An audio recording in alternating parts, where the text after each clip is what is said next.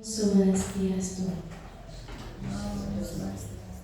Selamat siang, saya ucapkan kepada Bapak dan Ibu Guru yang sudah berkesempatan hadir pada acara diseminasi budaya positif yang akan disampaikan oleh Ibu Niputu Sudiartini SPD sebagai rangkaian aksi nyata dalam pendidikan guru penggerak angkatan ke-10.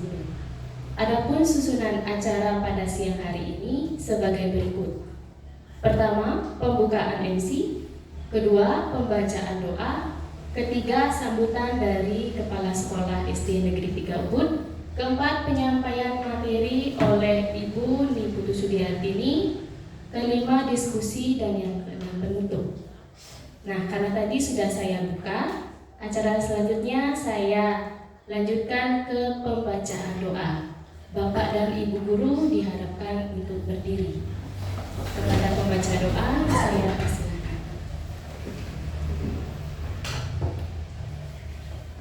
Bapak Ibu sekalian, mari kita mengambil sikap sempurna.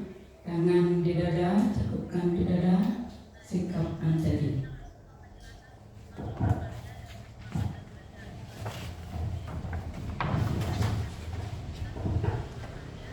Om Swastiastu. Om Bhagavate Namastu Namo Siddha.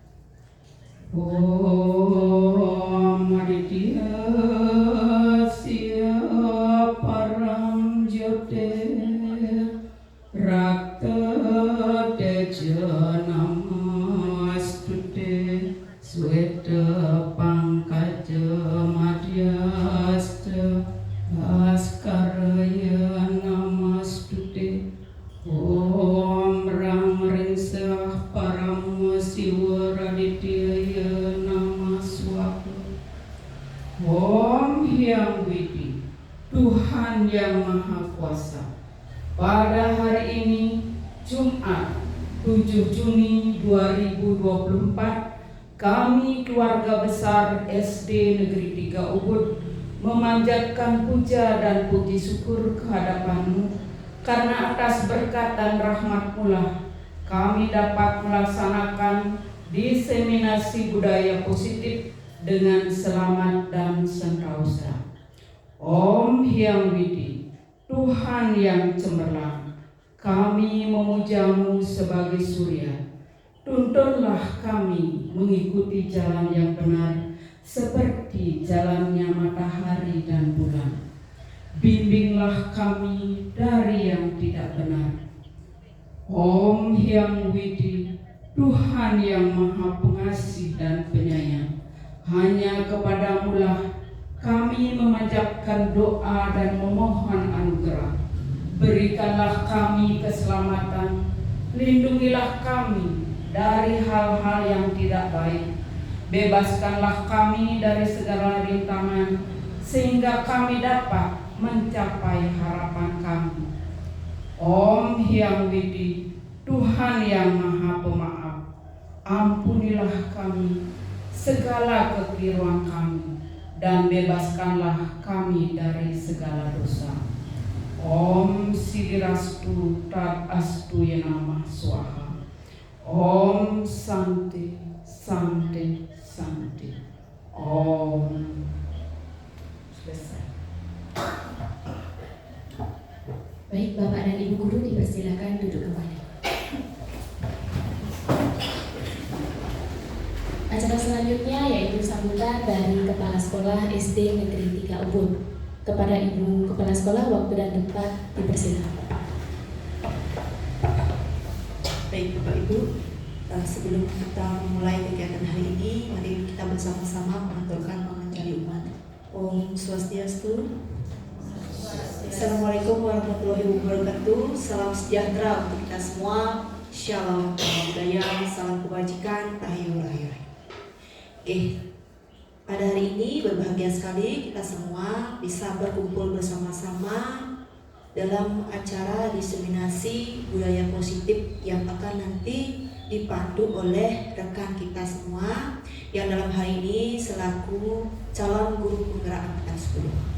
Nah, jadi Bapak Ibu, kegiatan hari ini merupakan salah satu bentuk aksi nyata dari Ibu Tuti karena tentang di modul ini dari Ibu Tuti Nike akan menerapkan atau memberikan implementasi membagikan praktik baiknya mengenai apa yang sudah Bu Tuti lakukan di kelasnya maupun modul-modul yang sudah Bu Tuti pelajari untuk bisa diketahui bersama oleh Bapak Ibu. Dengan harapan nanti modul dari budaya positif ini bisa Bapak Ibu juga terapkan di kelas Bapak Ibu untuk membentuk disiplin pada anak-anak.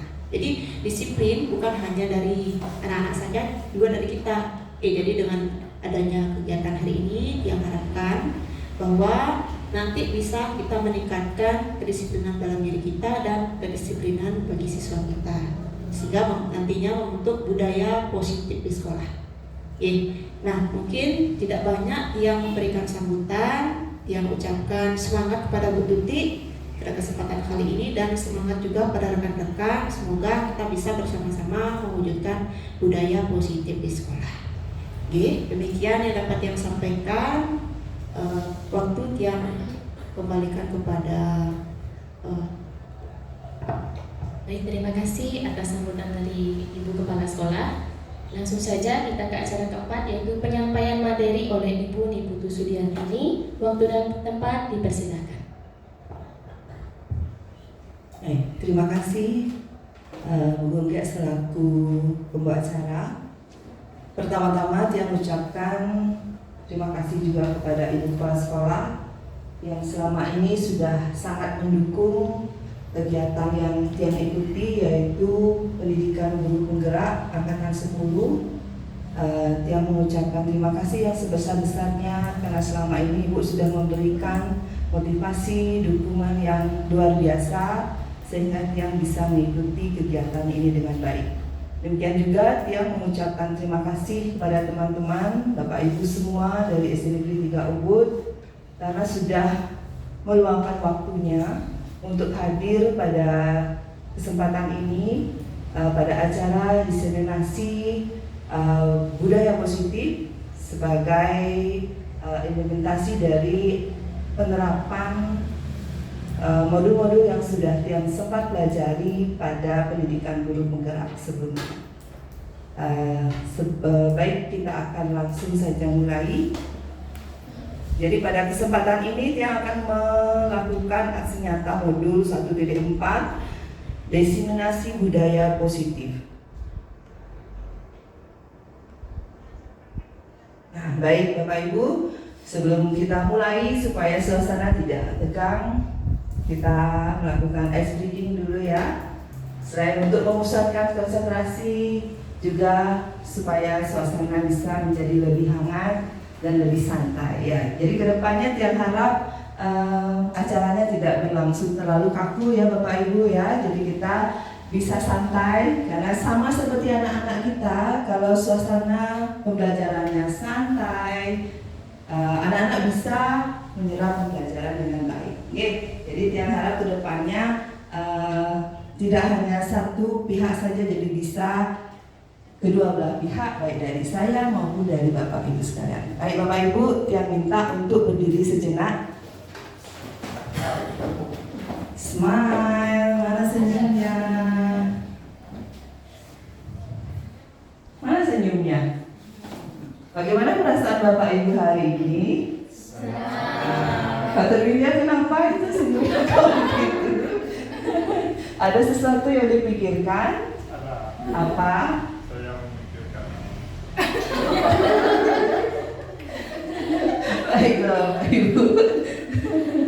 Pak Ade Arya, gimana perasaannya hari ini Bapak? Luar biasa semangat. Oke, kita harus bersemangat. Bu Novi, gimana perasaannya? Happy. Oke, I'm happy too. Bu Arsi, gimana perasaannya? Iya, baik. Saya harap semuanya bersemangat ya Bapak Ibu ya. Semua bisa bergembira hari ini. Nah, kita akan lakukan sedikit gerakan ya di sini. Mungkin ini biasa juga yang lakukan dengan anak-anak di kelas. Tahu lagu Balonku Ada 5? Tahu. Di mana? Coba nyanyiin dulu. Balonku ada 5.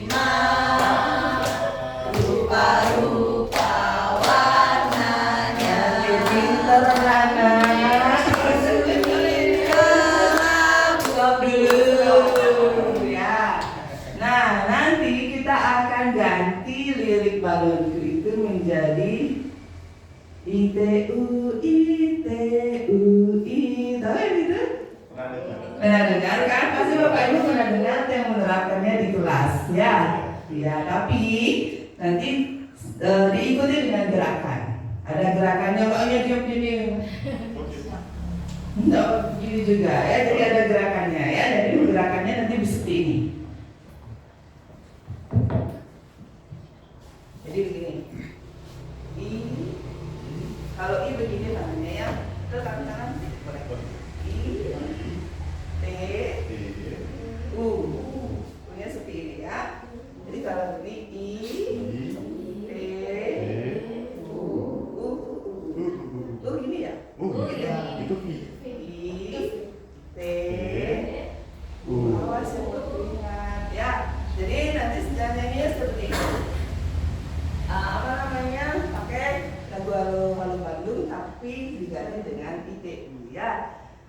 ITU, ITU,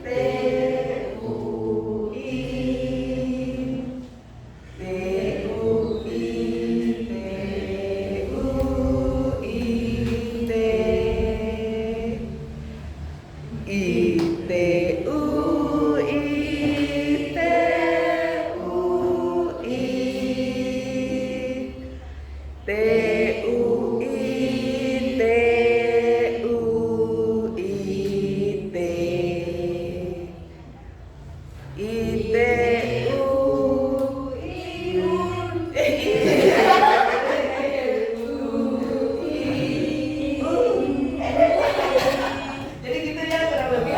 Tapi sekarang lebih semangat ya. Jadi kurang lebih seperti itu gerakannya Bapak Ibu. Ingat diisi gerakan disambung dengan ITU ya. Ayo siap. 1, 2, 3 mulai. ITU, ITU,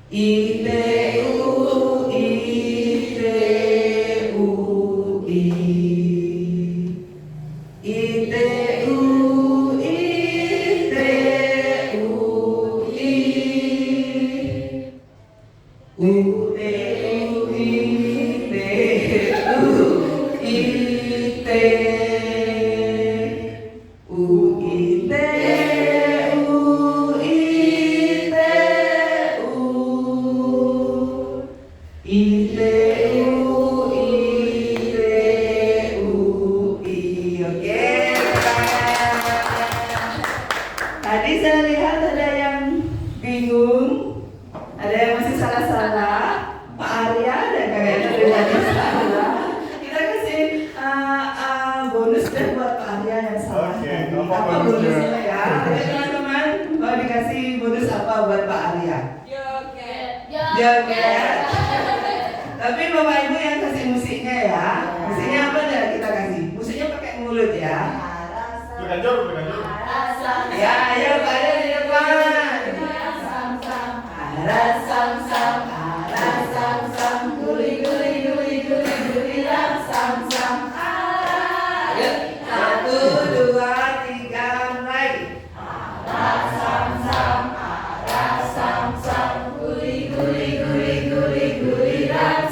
Senyumnya mana?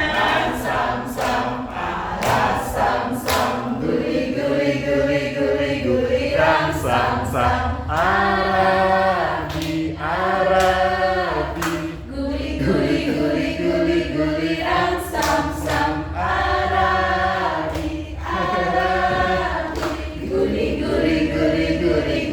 ram sam. Baik, silakan duduk kembali Bapak Ibu. Gimana, sudah agak lemes? Sudah hilang tekan-tekannya tadi? Oke, kita bisa lanjut ya.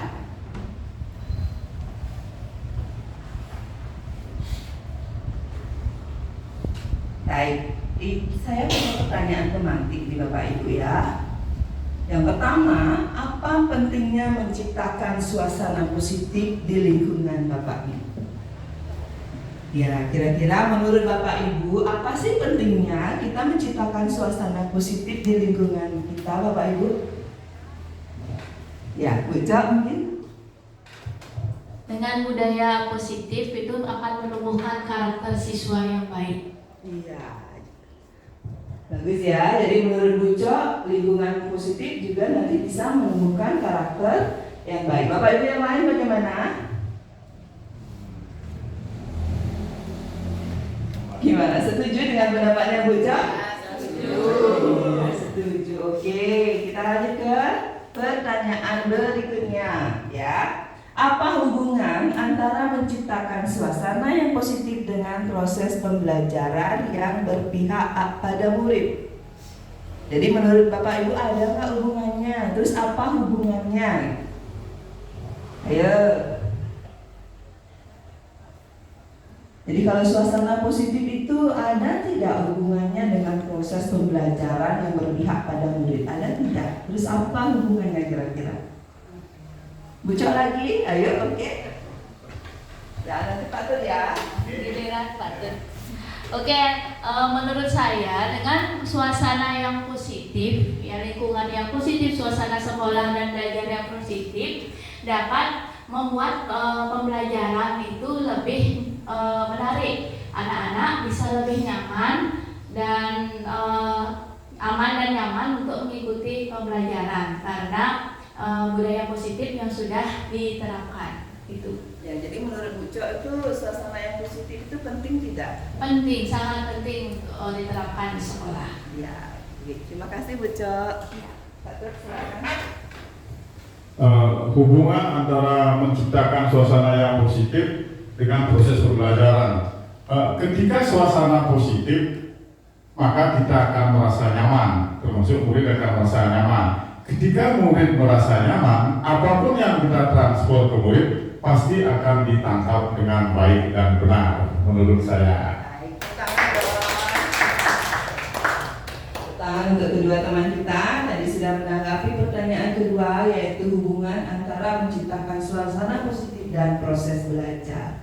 Jadi baik menurut Bucok maupun Pak Turbindio, kedua-duanya berpendapat bahwa suasana yang positif itu sangat penting ya, dan untuk menciptakan suasana pembelajaran yang berpihak pada murid. Jadi dengan suasana belajar yang baik, maka proses pembelajaran juga bisa berlangsung dengan baik.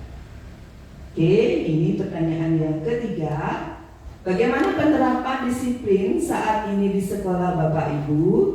Apakah sudah diterapkan dengan efektif? Bila belum, apa yang menurut Bapak Ibu masih perlu diperbaiki dan dikembangkan? Nah, ini berkaitan dengan sekolah kita sendiri. Jadi menurut Bapak Ibu, apakah sudah diterapkan di sekolah kita? Atau jika mungkin belum, bagaimananya yang perlu ditingkatkan atau dikembangkan? Gimana? Kira-kira sudah apa belum Bapak Ibu?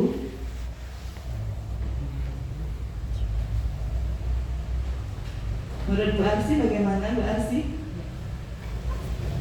Terima kasih atas waktunya. Nah, sebenarnya di sekolah dari dulu guru-guru itu mengharapkan, adilnya mengharapkan kepada anak-anak, jadi supaya semuanya disiplin di dalam apapun, misalnya di dalam kelas, di dalam luar kelas.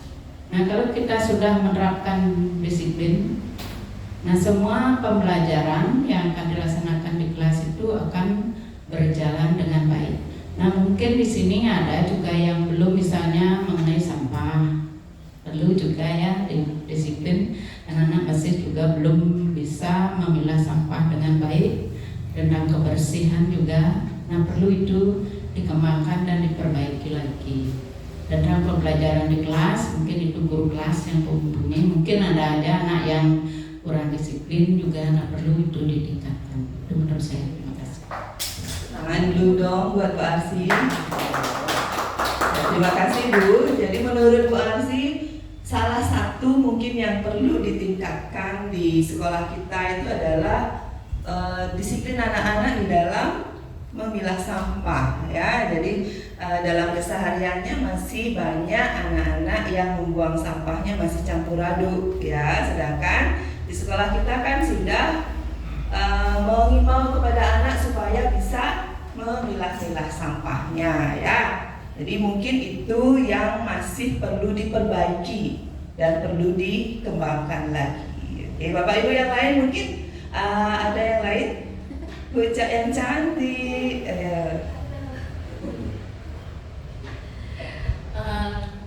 Untuk menanggapi pertanyaan yang ketiga, bagaimana penerapan disiplin sekolah saat ini? Apakah sudah diterapkan dengan efektif? Nah, menurut saya sudah.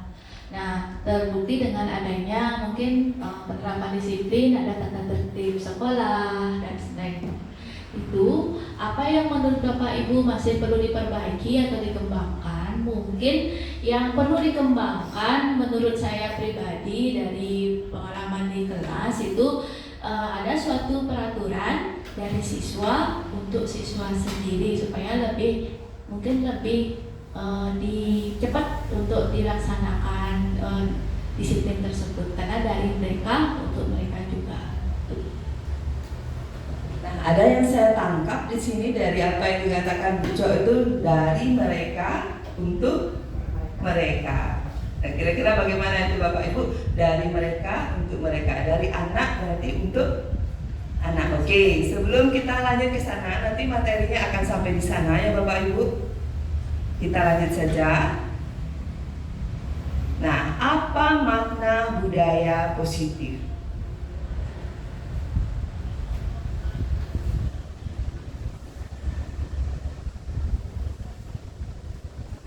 Budaya positif itu adalah nilai-nilai dan kebiasaan-kebiasaan di sekolah yang berpihak pada murid agar mereka dapat berkembang menjadi pribadi yang kritis dan bertanggung jawab.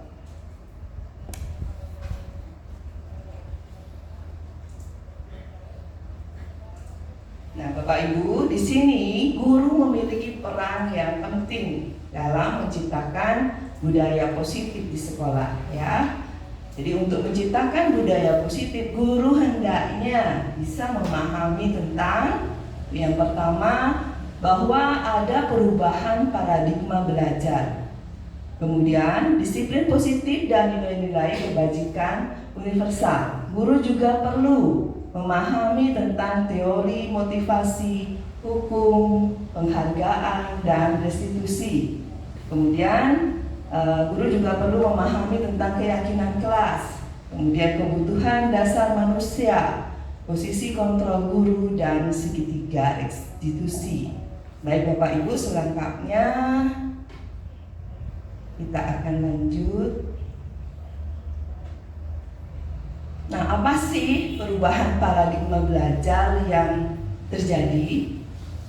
Jadi Ki Hajar Dewantara menyatakan bahwa tujuan pendidikan adalah menuntun segala kodrat yang dimiliki oleh anak untuk mencapai keselamatan dan kebahagiaan setinggi-tingginya baik sebagai manusia maupun anggota masyarakat. Ya, jadi di sini pendidikan itu adalah menuntun, ya, dia bersifat menuntun segala kodrat yang dimiliki oleh anak.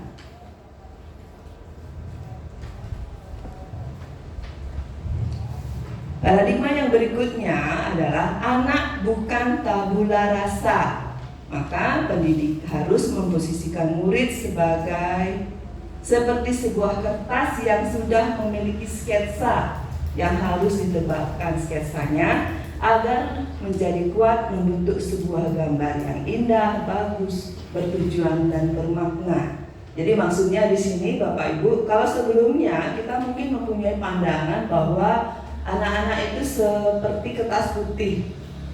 Ya, seperti selembar kertas putih, guru nanti yang tugasnya menulis apa yang ingin guru tuliskan di sana. Jadi kita ingin anak-anak seperti apa, maka itu yang dituliskan pada kertas itu. Itu paradigma yang sebelumnya. Namun, nah ini ada paradigma belajar yang baru di sana bahwa anak itu ternyata bukan tabula rasa. Jadi anak-anak itu sebenarnya seperti kertas yang sudah ada coretan-coretan atau sketsa-sketsa samarnya. Samar, nah tugas gurulah nanti yang mempertebal sketsa tersebut. Nah, sketsanya kemudian menjadi sebuah gambar yang indah, bagus, bertujuan, dan bermakna. Guru dapat menuntun anak agar dapat menggali potensi diri dan memotivasi anak serta mengembangkan rasa ingin tahu. Murid seperti sebuah tanaman yang harus dirawat, dipupuk dan dijaga sehingga harus tumbuh sesuai dengan kodratnya. Jadi guru itu ibaratnya seperti petani atau orang yang berkebun, Bapak Ibu ya. Petani mungkin menanam beberapa jenis tanaman, yang misalnya padi, jagung, gitu Bapak Ibu ya. Nah, supaya padi itu tumbuh dengan bagus, tentu harus ditreatment atau dirawat selayaknya padi. Tidak mungkin padi itu akan diubah menjadi jagung. Padi akan tetap menjadi padi, jagung akan tetap menjadi jagung. Hanya saja kita bisa merawatnya dengan baik supaya dia bertumbuh dengan baik. Si petani bisa melakukan treatment supaya padinya bisa menjadi padi yang berkualitas. Jagungnya bisa menjadi jagung yang berkualitas, Bapak Ibu. Si petani tidak bisa mengubah padi menjadi jagung atau sebaliknya, jagung diubah menjadi padi. Tidak bisa ya. Jadi di sini guru atau pendidik hanya bisa menuntun, menggali potensi, memberikan motivasi di sana ya, sehingga nanti anak bisa berkembang sesuai dengan potensi dirinya.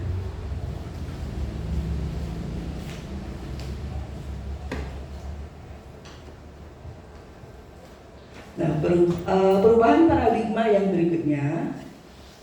Nah, di sini Anda dan teman Anda akan melakukan kegiatan cobalah buka. Anda adalah A, tugas Anda adalah mengepalkan satu tangan Anda. Coba Anda bayangkan Anda menyimpan sesuatu yang berharga di dalam kepalan tangan Anda. Ya, Anda perlu menjaga benda tersebut sekuat tenaga. Jadi dibayangkan di dalam kepalan tangan Anda, Bapak Ibu, ini ada suatu benda yang berharga ya. Kemudian tugas B. Jadi nanti kita berpasangan ya. Jadi tugas untuk rekan yang lagi satu itu adalah mencoba dengan segala cara untuk membuka kepalan tangan. Ya, jadi teman B boleh membujuk, boleh menghardik, boleh mengintimidasi, boleh memarahi, boleh menggoda, boleh menggelitik ya, bahkan boleh menawarkan uang. Pokoknya gimana caranya supaya si A ini bisa membuka tangannya. Tuh ya.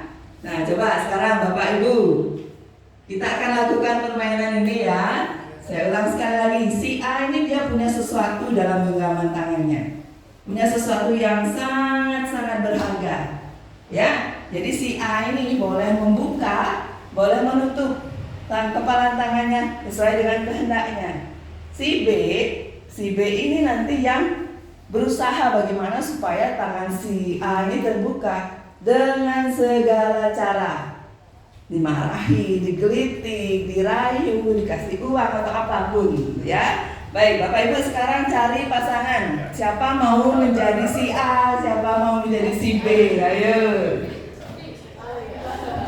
Cari pasangan.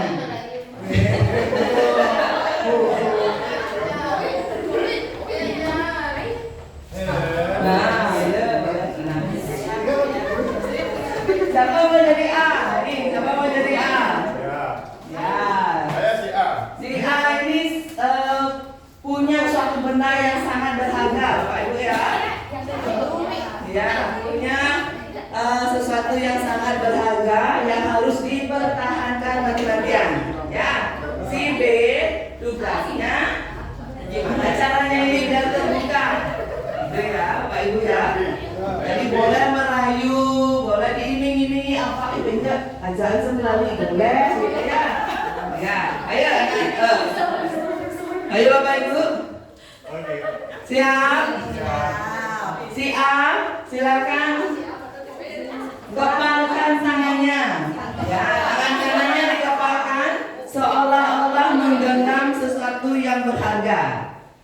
Si B sekarang merayu. Oke, siap? 1, 2, 3, mulai. Bagaimana?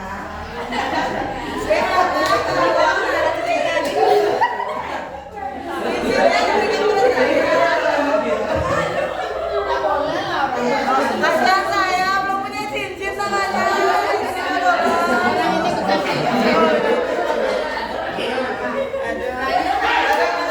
Ada yang berhasil buka dengan ada yang tidak berhasil. Boleh dikritik, boleh dimarahi, boleh.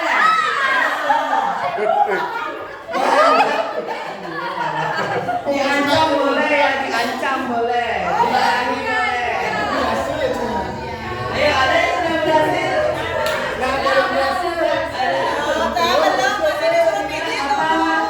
Dipijit dulu. Oh, itu dipilih dulu. Ya, nanti dia lulus. Berhasil. Belum, ini masih kuat. Ini ada yang sudah berhasil loh, ada yang sudah berhasil. Ya, ini ada yang sudah berhasil ternyata. Jadi Pak Arya, kira-kira tadi itu dalam bayangannya di genggaman tangannya apa? Uang. Berapa M? 1 Memang bisa digenggam. Oke, terus tadi Bu Novi, apa triknya bisa mendapatkan uang dari Pak Arya? Trik saya yang pertama dirayu dulu. Setelah dirayu nggak bisa, yang iming-imingi dengan kalau kamu mau buka, saya nanti kasih ini, kasih reward ya. Dia perlahan buka genggaman yang keras itu menjadi ikhlas dia membuka tangannya. Terima kasih. Berarti rayuannya mau dia. Ada lagi yang sudah berhasil membuka Pak Ibu? Oh ini. Saya Oh, berhasil. iya.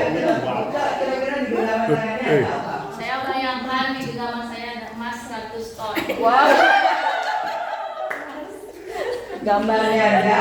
Ya gambar. Terus Pak Tut apa triknya tadi Pak Tut? Kenapa bisa sampai bucok dengan rela membuka tangannya? Biasa yang pertama saya kompor-kompori, kemudian yang kedua saya rayu dengan rayuan mau, sehingga dia mau membuka tangannya. Akhirnya tangannya pun terbuka dengan leluasa. Berarti Pak Tutnya jago merayu ya.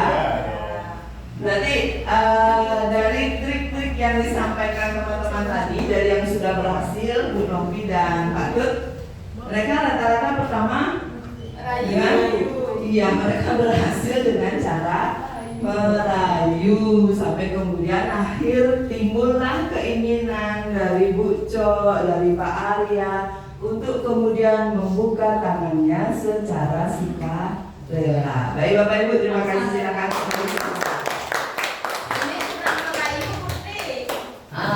Fajar kurang pintar yang rayu.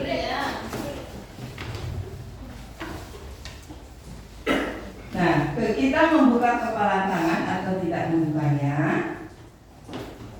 Nah, jadi Bapak Ibu, sebagai yang mengepalkan tangan, kita sebenarnya kitalah yang mempunyai kontrol. Kita mau membuka, mau tetap mengepalkan itu. Jadi kita sebenarnya yang memegang kontrol. Jadi itu tergantung dari kita masing-masing dan kebutuhan dasar kita saat ini. Misalnya, tadi Pak Arya diiming-imingi apa Bu Novi? Saya nanti kasih makanan. Oh, jadi mungkin Pak Arya kenapa sampai mau membuka makanan? Mungkin Pak Arya lagi lapar ya. Makanya dia akhirnya mau membuka kepala tangan. Ya, jadi kebutuhan dasar Pak Arya yaitu rasa lapar ya. Jadi ingin makan, itulah yang kemudian membuat Pak Arya luluh dia oleh rayuannya Bu Novi ya. Kalau Bu Ca tadi dirayu seperti apa?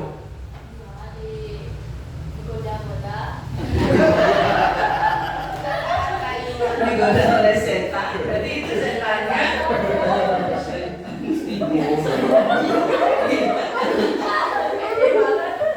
Ternyata seperti itu nama setannya ya. Iya. Jadi Bapak Ibu, kembali lagi itu semua tergantung kita masing-masing ya, dan kebutuhan dasar yang ingin kita penuhi saat itu. Apa makna disiplin? Nah, disiplin dan nilai kebaikan universal. Disiplin itu merupakan kemampuan untuk mengontrol diri dan menguasai diri untuk memilih tindakan yang mengacu pada nilai-nilai yang kita hargai dengan penuh tanggung jawab. Nilai-nilai yang ingin kita capai disebut dengan nilai kebajikan, yaitu sifat-sifat positif manusia yang ingin dicapai setiap individu. Disiplin positif itu merupakan bentuk kontrol, ya, bentuk kontrol diri pada anak agar mereka berperilaku mengacu kepada nilai-nilai kebajikan universal dan memiliki motivasi intrinsik.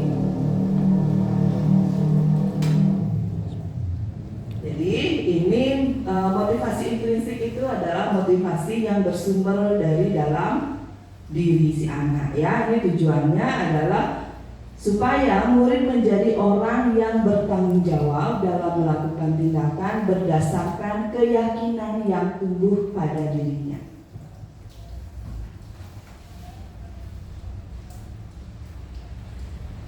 Nah, berikut adalah nilai-nilai kebajikan universal. Yang dimaksud dengan nilai kebajikan universal itu adalah nilai-nilai kebajikan yang disepakati bersama. Jadi ini berlaku secara seperti namanya universal, jadi ini berlaku umum universal ya. Dia tidak terlepas dari suku, bangsa, agama, bahasa maupun apapun yang melatar belakanginya. Jadi ini dipercayai secara umum, tidak melihat ras, suku, agama, bahasa dan sebagainya. Nah, salah satunya nilai-nilai kebajikan yang ingin dicapai setiap anak Indonesia yang kita kenal dengan profil pelajar Pancasila. Saya rasa Bapak Ibu tidak asing lagi dengan ini ya, profil pelajar Pancasila, yaitu beriman, bertakwa kepada Tuhan Yang Maha Esa dan berakhlak mulia, kemudian mandiri, bernalar kritis, berkebinekaan global, bergotong royong dan kreatif.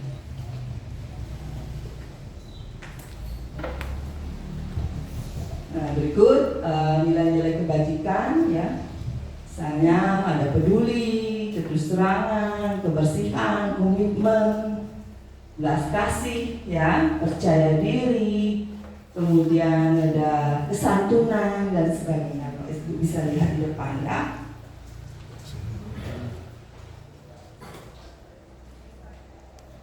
Berikut kita akan masuk kepada materi teori motivasi, hukum, penghargaan, dan restitusi.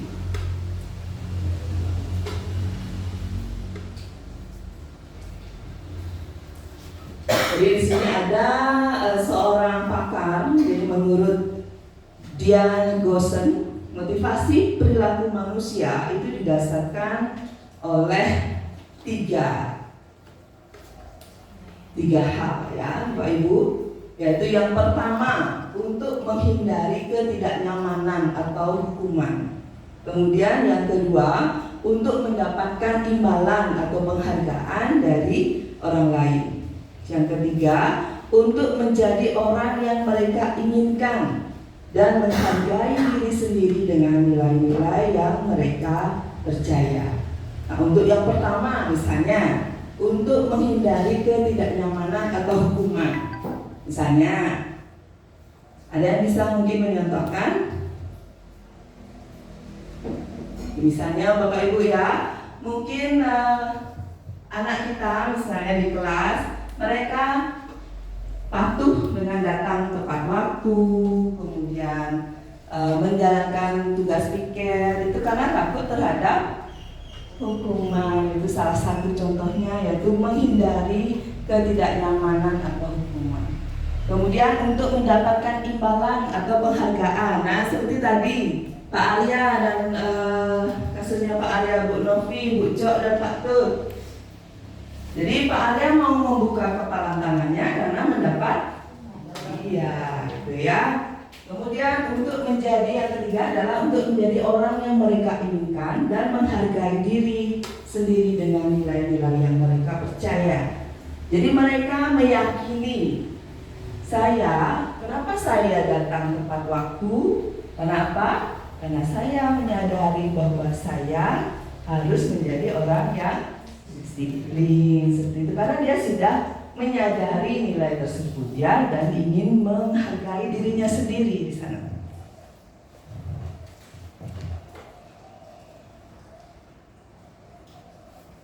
Nah, ini sudah tadi ya.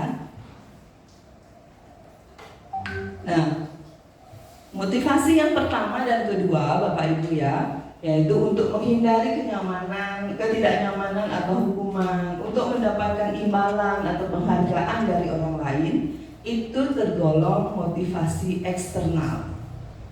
Eksternal itu berarti dipengaruhi dari luar ya Bapak Ibu ya, itu karena pengaruh dari luar. Karena rayu kan orang lain yang merayu, jadi itu pengaruhnya dari luar ya Bapak Ibu ya.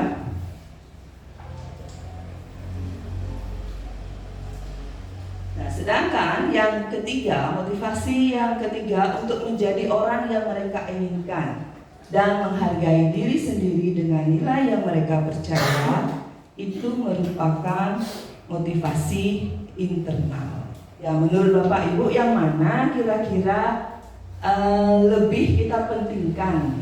Jadi anak-anak itu sadar melakukan disiplin positif itu karena motivasi eksternal apa internal Bapak Ibu? Iya ya, jadi kita sebagai guru berupaya menumbuhkan motivasi internal dalam diri anak didik kita. Jadi mereka tidak pernah terpengaruh karena hukuman, karena mendapatkan penghargaan gitu ya. Jadi karena memang kesadaran diri dari mereka.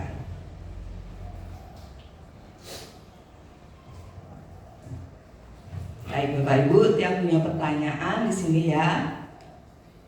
Lalu bagaimana jika murid datang sekolah tidak tepat waktu? Nah, misalnya kita menghadapi suatu kejadian, misalnya pada hari Senin ada anak yang datang terlambat, tidak tepat waktu. Kira-kira apa yang akan Bapak Ibu lakukan, Bapak Ibu? Iya, Bu Cok bilang memberi hukuman. Misalnya hukuman apa, Bu Cok?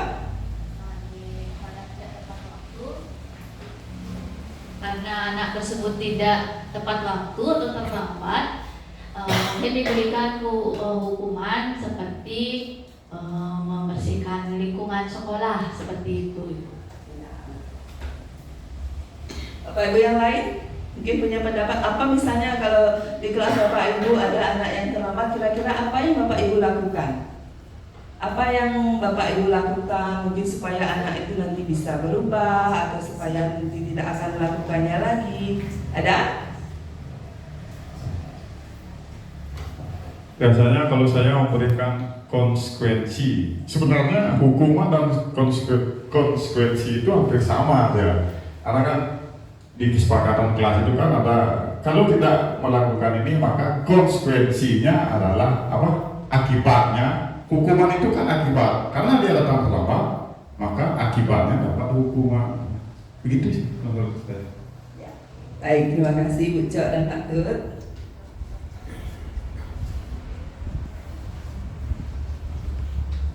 Nah, Bapak Ibu, supaya lebih memperjelas apa sih itu hukuman, apa sih itu konsekuensi, apa sih itu restitusi. Jadi seperti ini ya Bapak Ibu. Hukuman itu adalah sebuah cara untuk mengarahkan sebuah tingkah laku agar sesuai dengan tingkah laku yang berlaku secara umum. Jadi di sini bertujuan untuk mengarahkan tingkah laku. Nah, konsekuensi itu merupakan sebagai akibat langsung dari perbuatan yang dilakukan.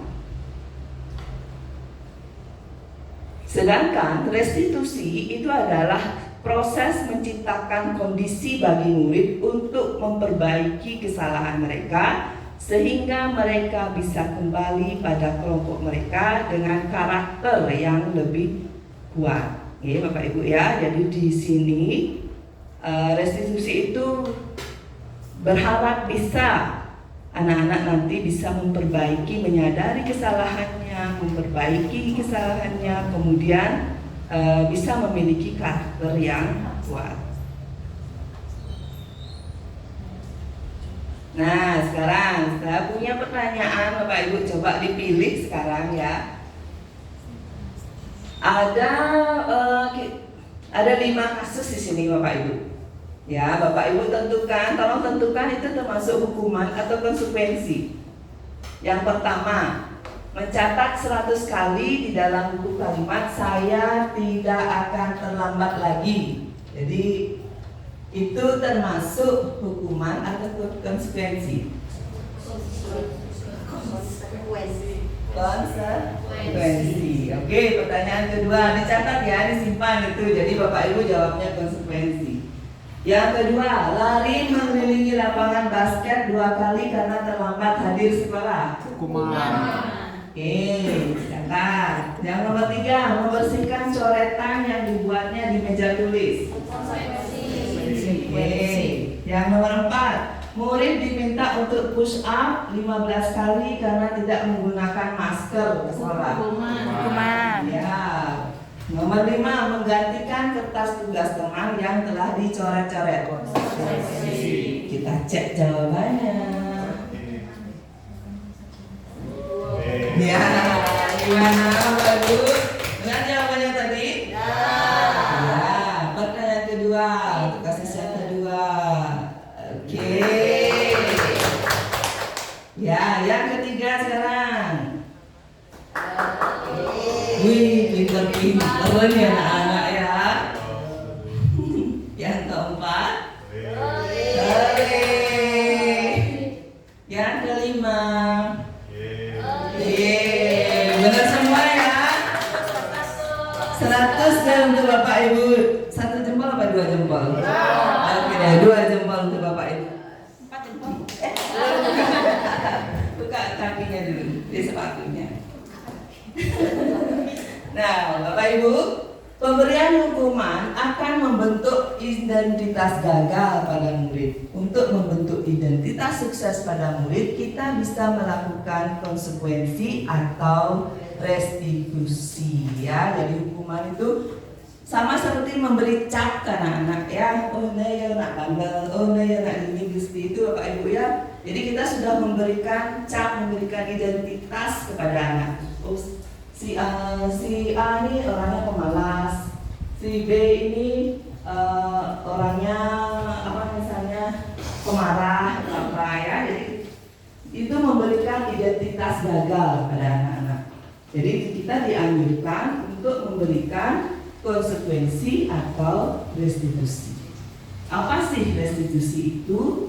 Jadi restitusi itu adalah proses menciptakan kondisi bagi murid untuk memperbaiki kesalahan mereka sehingga mereka bisa kembali pada kelompok mereka dengan karakter yang lebih kuat.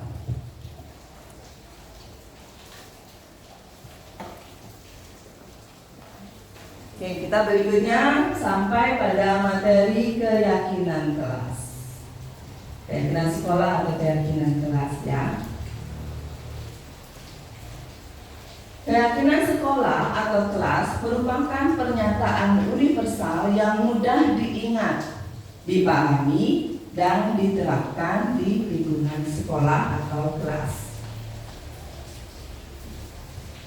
Di sini guru memiliki peran dalam terwujudnya keyakinan kelas atau sekolah dengan adanya kesepakatan antara warga sekolah, dalam hal ini guru dan murid.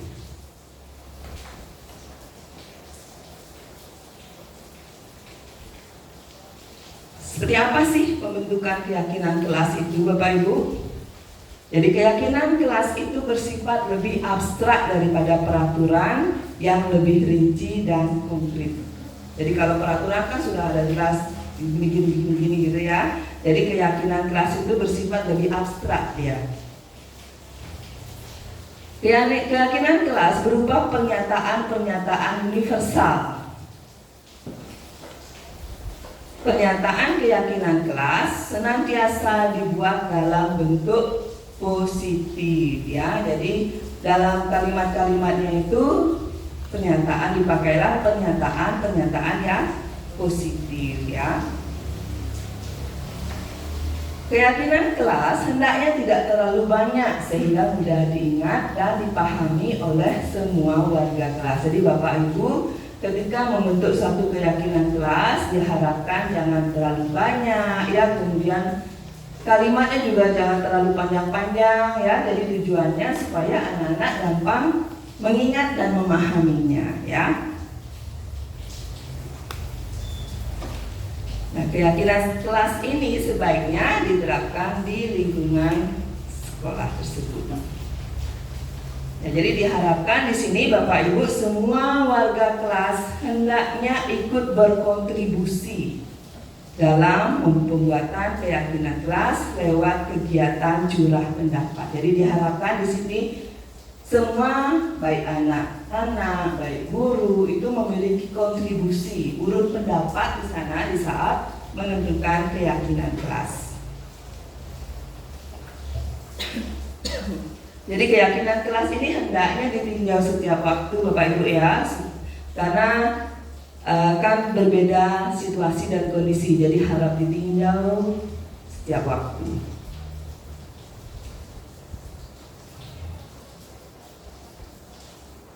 Baik, kita lanjut pada materi berikutnya, yaitu kebutuhan dasar manusia.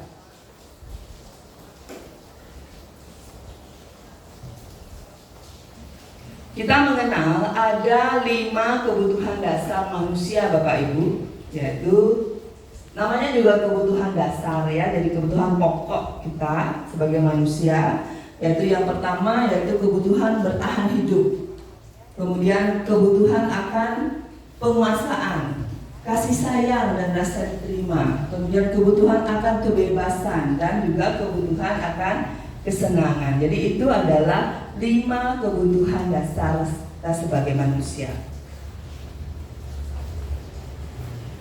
Jadi semua orang senantiasa berusaha memenuhi kebutuhan hidupnya dengan berbagai cara.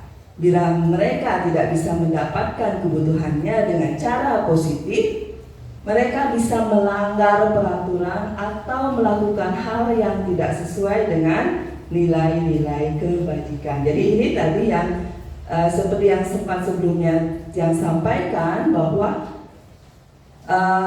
hal-hal yang mendasari suatu perilaku itu bisa terdiri dari 5 hal tadi Bapak Ibu ya. Bisa karena ingin bertahan hidup, kemudian mendapatkan penguasaan, kemudian bisa karena menginginkan kasih sayang dan rasa diterima dan sebagainya. Nah, cuma pemenuhan kebutuhan itu bisa ada yang dilakukan secara positif, ada yang dilakukan secara negatif ya.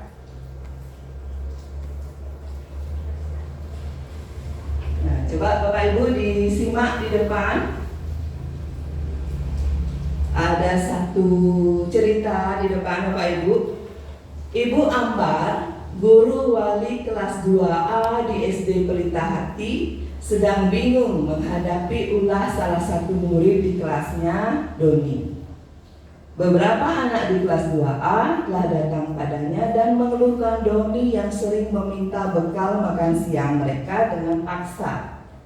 Jika Anda menghadapi situasi seperti Ibu Ambar, apa yang akan Anda lakukan? Menurut Anda, kira-kira apa alasan Doni melakukan hal itu?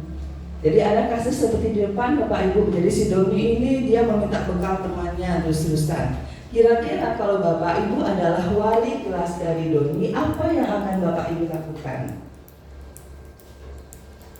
Kalau menghadapi hal seperti itu, apa yang kira-kira yang akan Bapak lakukan untuk menyelesaikan permasalahannya? Ya, Ibu Asti. Menurut pendapat saya, jadi kita sebagai seorang guru itu harus paham bagaimana keadaan siswa kita. Mungkin Doni ini ada masalah, mungkin di rumahnya, kita panggil dia, kita mengadakan pendekatan dan ditanya mengapa dia melakukan hal itu. Nah, setelah kita tahu apa masalahnya, barulah kita bisa mengarahkan dia agar tidak melaksanakan hal itu lagi karena itu bersifat negatif. Jadi mengarahkan dia supaya tidak melakukan itu lagi kepada temannya. Itu menurut saya. Cari permasalahannya dulu. Ya, dan untuk Bu Arsi, terima kasih Bu atas tanggapannya. Bapak Ibu yang lain bagaimana? Jadi menurut Bu Arsi, jadi kita cari tahu dulu apa sih penyebabnya, gitu ya. Cari dulu apa penyebabnya, baru kemudian berusaha mencarikan jalan keluar untuk itu, ya, Bapak Ibu. Bapak Ibu yang lain, kalau kira-kira menemukan permasalahan seperti di depan, apa yang kira-kira Bapak Ibu lakukan? Apakah sama dengan Bu Arsi atau bagaimana? Ibu. Oh, Ibu. Baik, terima kasih. Mungkin yang hampir sama dengan Bu Arsi. Jadi menanyakan terlebih dahulu pada anak pasti alasannya. Jadi setiap perilaku anak itu kan pasti ada alasan. Jadi mungkin ada kebutuhannya yang belum terpenuhi oleh anak. Nah, kalau di kasus ini, menurut pendapat saya, kemungkinan kebutuhan bertahan hidup, kalau misalnya kalau nggak salah yang tadi yang tangkap bahwa ada kebutuhan di bertahan hidup yang belum bisa dia penuhi, sehingga dia menunjukkan perilaku yang negatif. Dia mengambil bekal temannya karena mungkin dia tidak bekal, dia lapar, tidak punya uang, gitu kan, sehingga dia berusaha memenuhi kebutuhannya melalui dengan perilaku yang negatif. Terima kasih. Terima kasih Bu. Ya, jadi mungkin yang perlu kita pahami adalah apa sih yang memotivasi, yang mendasari si Doni itu melakukan hal tersebut, ya Bapak Ibu. Jadi hampir sama tanggapan antara Bu Arsi dengan Ibu Kepala Sekolah. Nah, ini Bapak Ibu, apabila jawaban Doni karena lapar dan orang tuanya tidak membawakan bekal, maka kebutuhan dasar Doni yang tidak terpenuhi itu adalah kebutuhan bertahan hidup. Lapar itu kan untuk bertahan hidup Bapak Ibu, ya. Jadi karena mungkin dia karena lapar, tidak diberikan bekal, jadi Doni berusaha memenuhi kebutuhannya untuk bertahan hidup dengan mengambil bekal temannya. Nah, kemudian jika ditanya, kemudian akhirnya jawaban Doni adalah karena temannya memperhatikannya, misalnya. Maka kebutuhan dasar Doni yang ingin dipenuhi adalah kebutuhan akan cinta dan kasih sayang atau rasa ingin diterima. Ya, misalnya Doni sepek anak Dipa gitu ya, diasingkan atau apa, sehingga dia kemudian mencari perhatian. Dia ingin diperhatikan dengan cara apa? Dengan cara membuat ulah, misalnya dengan mengambil bekal temannya. Kemudian apabila Doni merasa hebat dan temannya kemudian menjadi takut, maka si Doni ini berusaha memenuhi kebutuhan akan penguasaan, pengakuan. Dia butuh pengakuan, saya hebat loh, saya bisa mengatasi teman-teman, gitu ya. Dia memenuhi kebutuhan penguasaan. Dia butuh pengakuan dari teman-temannya. Oh, si Doni hebat, oh si Doni begini, kuat. Dia butuh pengakuan untuk itu. Apabila jawabannya karena Doni bosan dengan bekal makanannya, maka dia memenuhi kebutuhannya akan kebebasan. Dia kan butuh pilihan. Misalnya ibunya terus memberikan tahu tempe saja, terus setiap hari menunya sama. Dia kan sementara dia ingin juga mencicipi makanan yang lain. Dia mungkin suka sayur, dia suka mungkin tambahan ayam goreng gitu kan. Doni juga memiliki ingin untuk memenuhi kebutuhannya akan kebebasan untuk melakukan pilihan ya.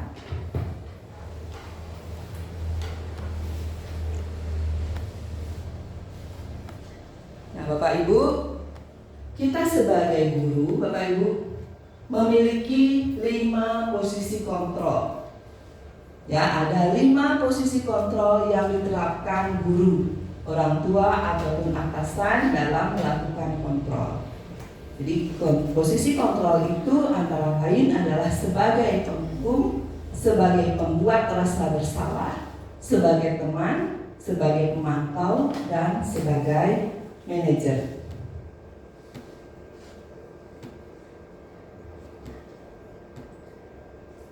Sebagai seorang penghukum di sini ya, Bapak Ibu, bisa menggunakan baik itu fisik maupun verbal. Jadi senantiasa dia mengatakan bahwa sekolah memerlukan sistem atau alat yang dapat lebih menekan. Jadi di sini sifatnya menekan anak supaya mematuhi suatu peraturan. Jadi di sini posisi guru adalah sebagai penghukum. Hasilnya bagaimana? Hasilnya di sini anak-anak mungkin bisa menjadi marah, mendendam, kan? Bisa menimbulkan trauma dan sebagainya ya. Mereka mungkin akan menaati suatu peraturan, tapi ini sifatnya hanya sementara ya.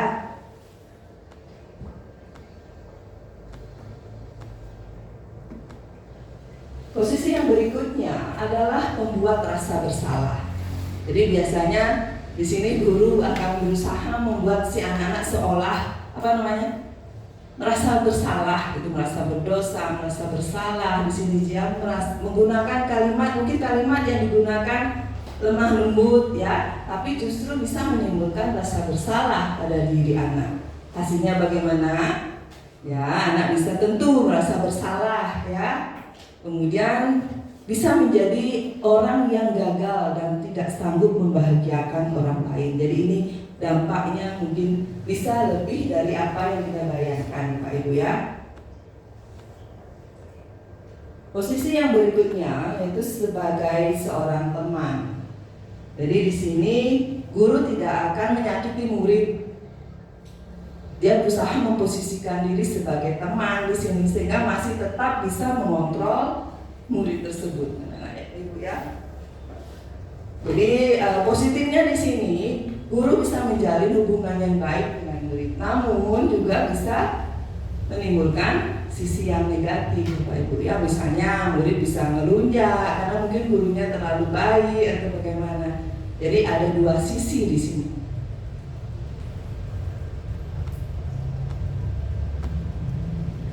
Posisi kontrol yang berikutnya, yang keempat itu adalah sebagai pemantau, mengawasi di sini ya. Jadi Bapak Ibu mengawasi, memantau perilaku anak-anak ya.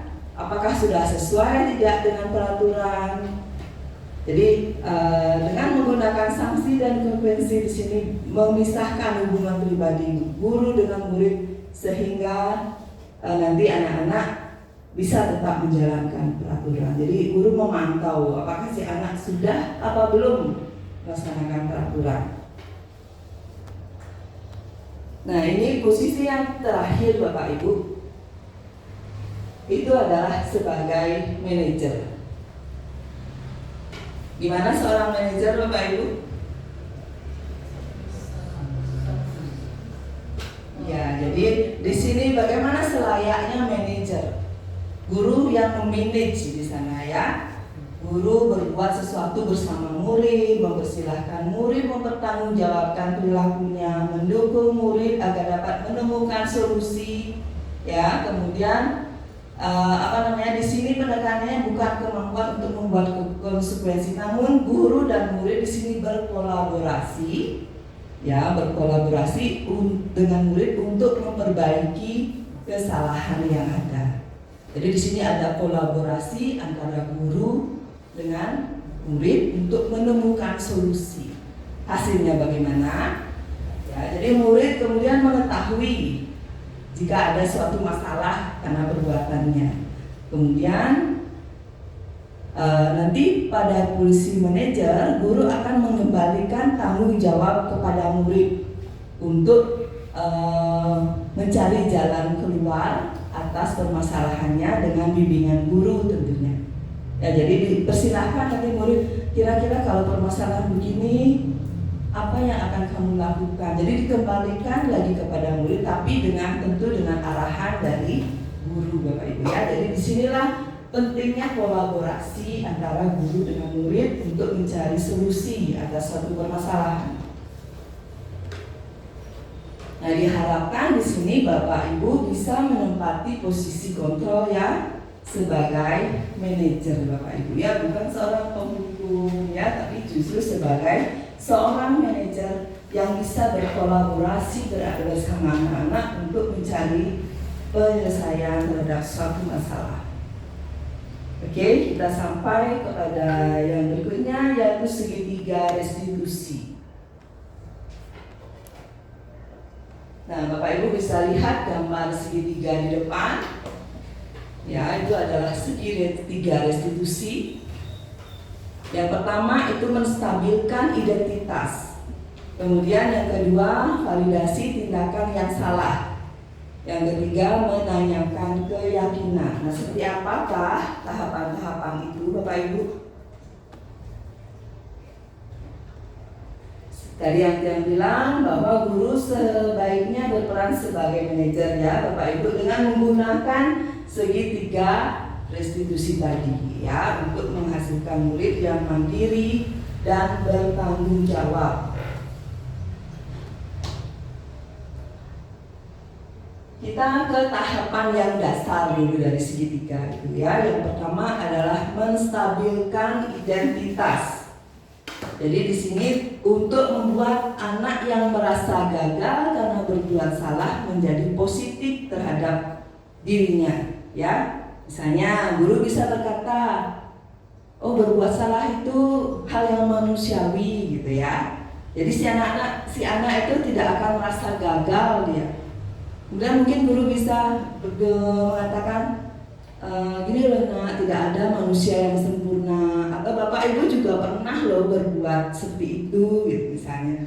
Jadi jangan khawatir, kita pasti bisa mengatasi permasalahan ini seperti itu ya. Jadi itu adalah kalimat-kalimat yang mungkin bisa kita pakai untuk menstabilkan identitas ya, pada tahapan menstabilkan identitas.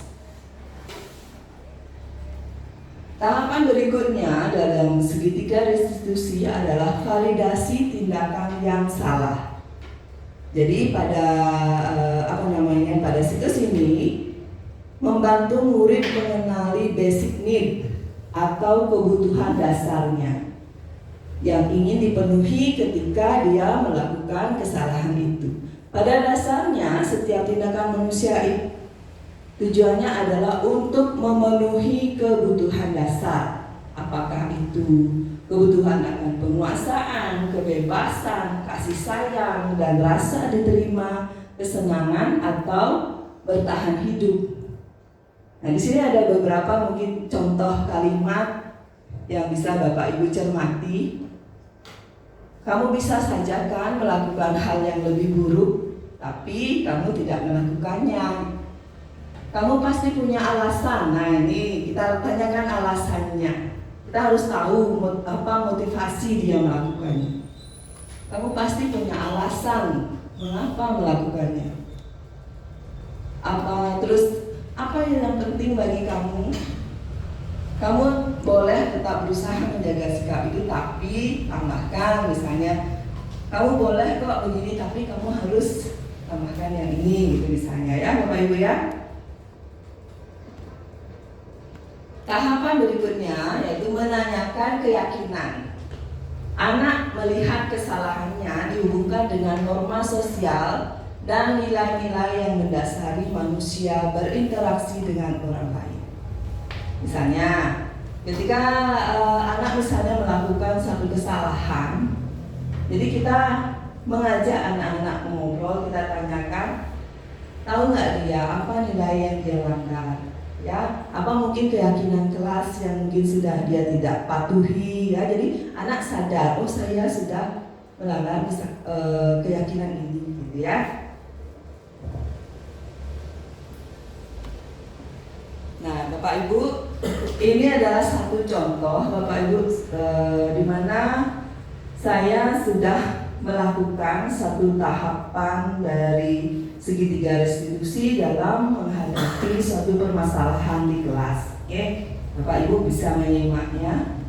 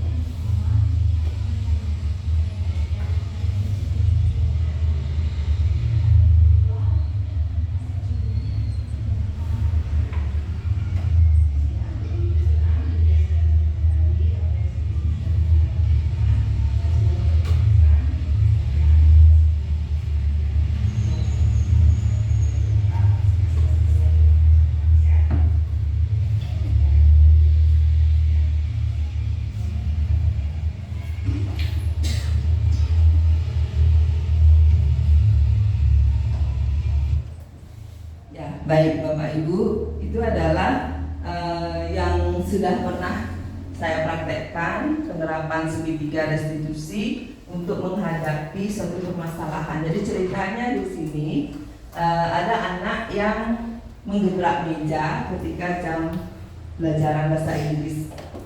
Jadi saya mendapat laporan, ceritanya saya mendapat laporan dari guru bahasa Inggris bahwa ada anak yang menggebrak meja saat mengerjakan tugas. Nah, di sana saya panggil anaknya di sini. Saya panggil, kita bicara empat mata di sana dengan si anak. Kemudian saya tanya dia, mengkonfirmasi benarkah ada kejadian seperti itu gitu pertama. Ya, dia jawab iya Bu gitu, ya benar. Terus saya tanyakan kemudian alasannya apa gitu. Motivasi apa sih yang membuat dia melakukan tindakan tersebut? Kemudian dia jawab di sana bahwa dia kesal, dia marah karena temannya mencontek apa yang dia kerjakan. Gitu. Nah di sini dia berusaha menstabilkan identitasnya di sini dengan mengatakan bahwa kalau ibu dalam posisi dia di sana mungkin ibu juga akan marah. Itu ya, di sana tahapan menstabilkan identitas. Jadi di sana yang berusaha membuat dia itu juga bercap negatif gitu loh. Jadi oh ibu juga kalau dalam posisi itu mungkin juga akan seperti itu. Siapa dalam dalam posisi marah, bisa jadi kita juga bisa menggebrak meja. Terus tahapan berikutnya, setelah dia tahu kenapa atau motivasi yang mendasarinya, bahwa dia merasa kesal karena di sana tugasnya dicontek, kemudian kita berusaha mencari solusinya bersama-sama. Jadi dia tanya dulu keyakinan yang dia yakini, apakah menurut dia apa yang dilakukannya itu benar atau salah gitu. Kemudian dia bilang ya saya salah. Oke. Terus setelah dia menyadarinya, saya tanya kembali, kira-kira sebenarnya apa sih yang lebih baik itu dia lakukan kalau misalnya nanti ada permasalahan yang sama, kira-kira apa yang lebih baik itu dia lakukan. Dia bilang oh mungkin nanti dia akan menegur teman tersebut, kemudian mungkin bisa dia membantu dia supaya dia bisa lebih mengerti pelajaran yang dikasih oleh ibu guru bahasa Inggris. Itu mungkin itu yang dikatakan oleh Tutia tadi. Jadi dia berusaha menemukan solusi atas permasalahan tersebut. Nah, jadi seperti yang Bapak Ibu saksikan tadi, itu adalah tahapan-tahapan dari penerapan segitiga restitusi. Ya Bapak Ibu.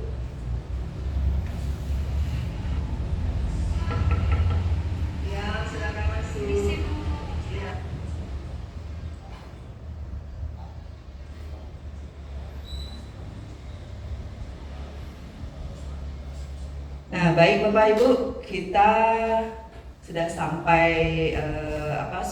materinya sudah yang sampaikan semua. Mari sekarang kita berrefleksi Bapak Ibu ya. Dari apa yang kita lewati tadi, kira-kira hal baru apa yang mengubah paradigma Bapak Ibu yang didapatkan dari pembelajaran atau pembicaraan tadi. Kira-kira apa paradigma baru yang hal-hal baru yang Bapak Ibu dapatkan? Ada yang mau menangkap ya? Mungkin Arsi.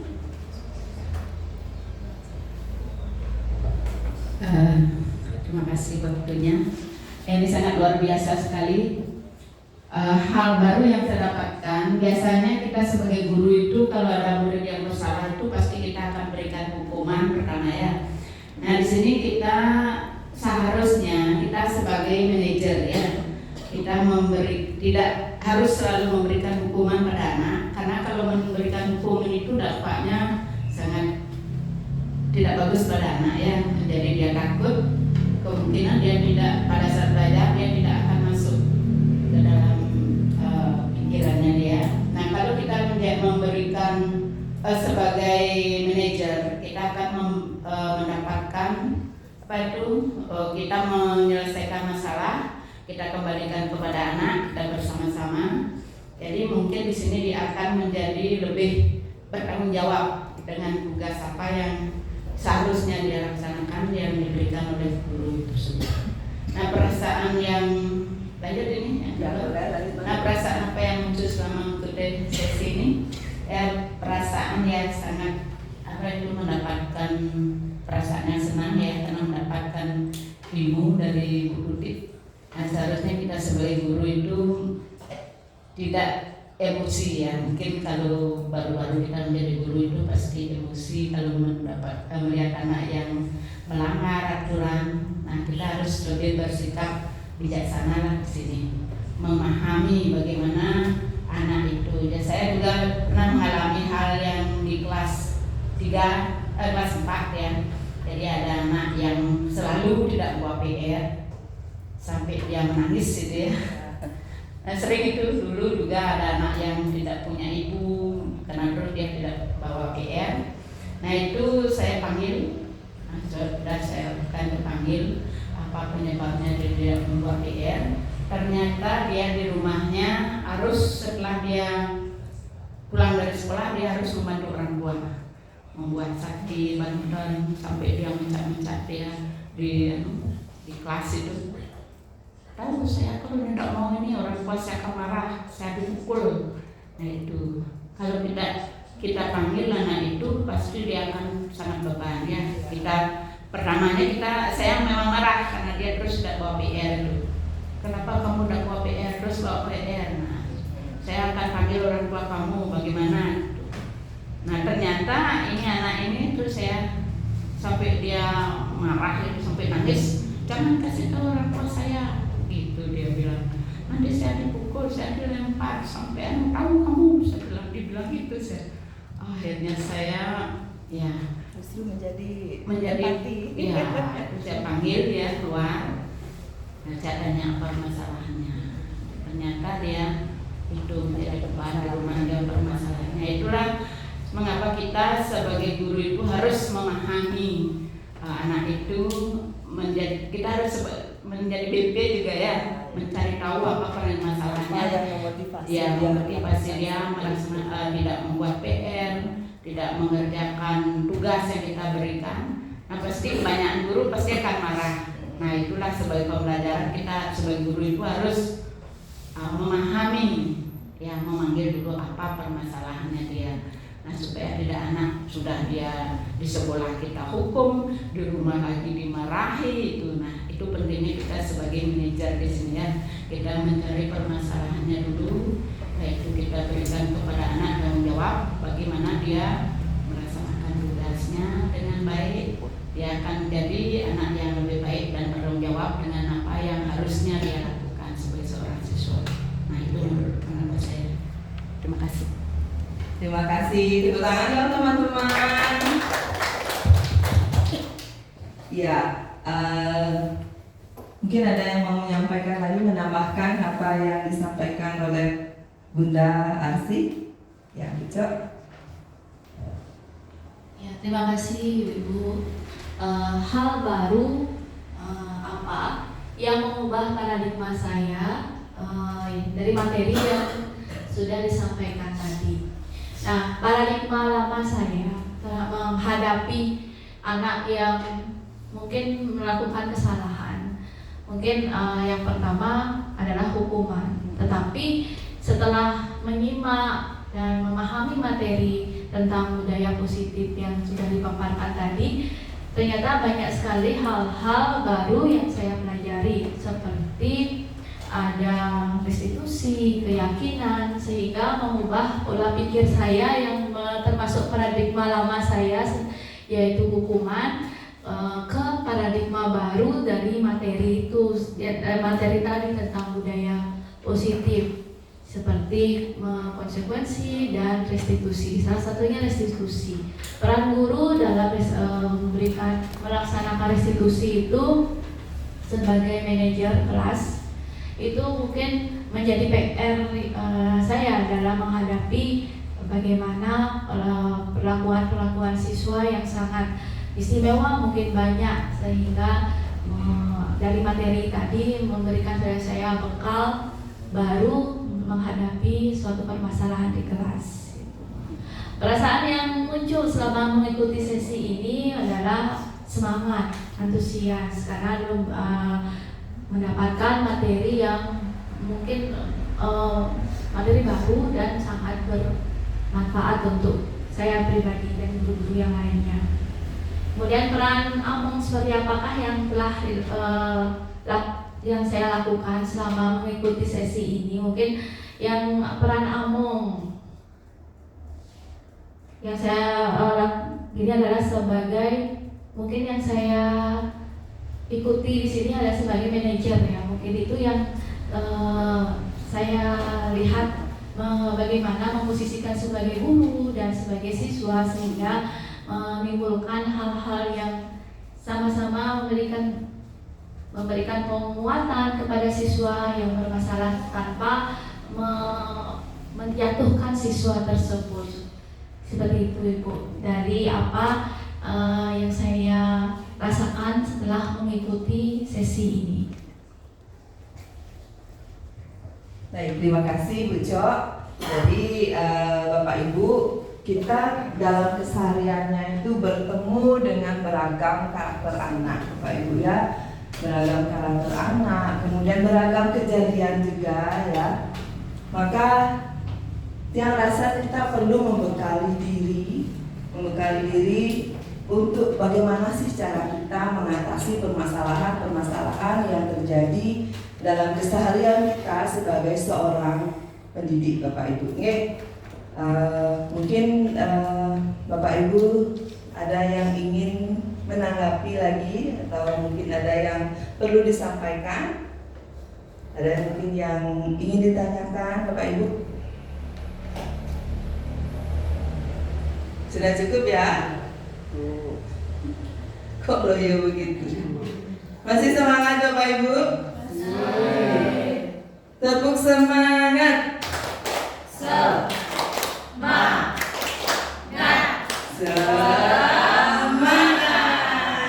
Iya, semangat dong. Iya Bapak Ibu ya. Akhirnya kita sampai di akhir sesi ini Bapak Ibu. Jadi demikian yang Tiang dapat sampaikan tentang budaya positif Bapak Ibu ya. Jadi kita perlu mengetahui apa sih yang memotivasi seorang anak melakukan satu tindakan. Kemudian kita perlu mengetahui posisi kontrol yang ingin kita terapkan. Jadi lebih baik kita sebagai guru diharapkan bisa memegang kontrol sebagai seorang manajer sehingga nanti bisa berkolaborasi dengan anak. Jadi untuk membentuk anak yang mandiri dan bertanggung jawab ya Bapak Ibu melalui penerapan segitiga restitusi ya. Jadi Bapak Ibu kita sama-sama belajar. Jadi kita belajar bukan hanya dari membaca modul Bapak Ibu, jadi kita belajar juga dalam keseharian kita secara nyata. Belajar menghadapi bagaimana beragam tingkah laku, ragam karakter anak, ragam masalah. Jadi di sanalah tempat kita untuk belajar. Jadi ini hanya bekal awal saja. Pembelajaran yang sebenarnya itu berada atau terjadi dalam keseharian kita sebagai guru. Demikian yang dapat yang sampaikan Bapak Ibu. Terima kasih atas waktunya. Yang kembalikan kepada moderator.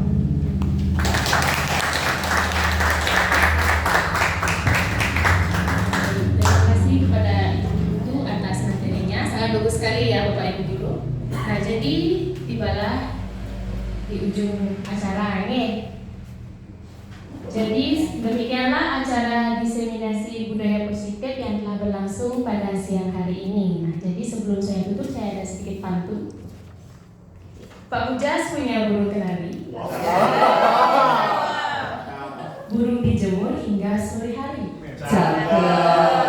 Pembicaraan berakhir sampai di sini. Saya tutup dengan paragraf. Santi. Oh.